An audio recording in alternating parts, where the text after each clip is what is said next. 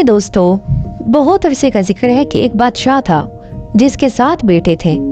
एक दिन उसने अपने बेटों से कहा कि अब वक्त आ गया है कि वो अपने लिए बीवियां तलाश कर लें। उसने उनसे कहा कि वो अपने तीर कमान साथ ले जाएं और हवा में तीर चलाएं। वो तीर जहाँ गिरे उन्हें उन जगहों पर रहने वाली औरतों से शादी करनी होगी।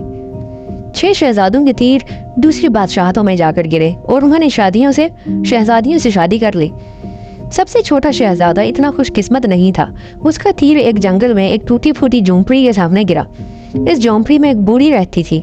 शहजादे ने बूढ़ी औरत से पूछा कि आपकी कोई बेटी है? उसने कहा कि उसकी कोई बेटी नहीं है। उसने कहा उसके पास एक बंदरिया है जो उसके साथ रहती है। शहजादे को बड़ी मायूसी हुई, लेकिन उसने बंदरिया से शादी कर ली। कुछ अरसे बाद बादशाह ने महसूस किया कि उसका आखिरी वक्त आन पहुंच जाए, एक उसका जानशीन होना चाहिए। उसने इस मकसद के लिए 3 इम्तिहानों का मंसूबा बनाया और कहा कि जो भी इन इम्तिहानों में पूरा उतरेगा वो बादशाह बन जाएगा।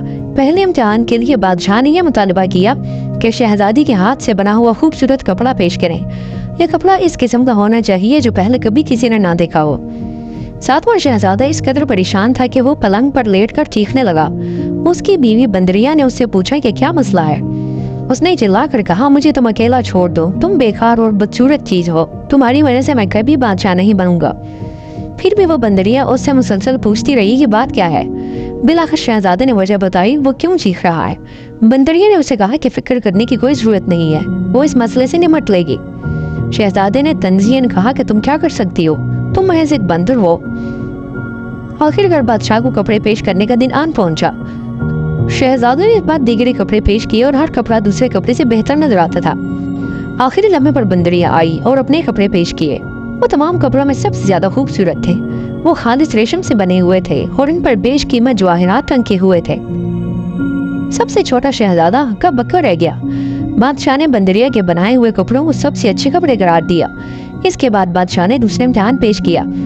उसने कहा कि एक दावत का इंतजाम करो, मैं तुम्हारे घरों में आऊंगा, खाना खाकर देखूंगा कि घर में किसका खाना सबसे अच्छा है।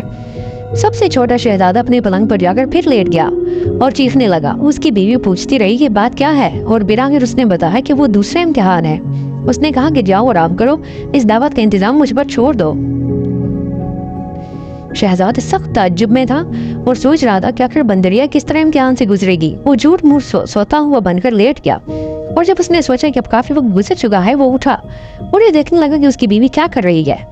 वो देखकर हैरान रह गया कि उसकी बीवी ने बंदरिया की खाल उतार रखी थी जो आमतौर पर पहने रहती थी। वह गाय खूबसूरत परी थी, इतनी खूबसूरत कि वो उसका तस्वर भी नहीं कर सकता था। उसने देखा कि वो परेशान है और परियों को बुला रही है और इन सब ने मिलकर दावत की तैयारी शुरू कर दी है। जब शहजादे ने ये देखा तो वो परी कितनी खूबसूरत है। उसने बंदरिया की खाल जलाने का फैसला किया। बंदरिया ने ऐसा करते हुए उसे देख लिया और बहुत परेशान हुई और दूसरी परियां गायब हो गईं और दावत के लिए तैयार खाना छोड़ गईं। जब बादशाह ने 7वां शहजादों की दावतों के तैयार किए हुए खाने का जायका लिया तो उसने परी का तैयार हुआ खाना सबसे ज्यादा मजेदार करार दिया।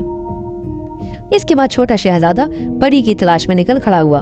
वो सबसे पहले बूढ़ी औरत की झोंपड़ी पर गया जहाँ वो बंदरिया से मिला था और जो परी निकली थी। जब उसने बूढ़ी औरत से पूछा कि उसने परी देखी है तो उसने कहा वो परी कभी नहीं बनेगी।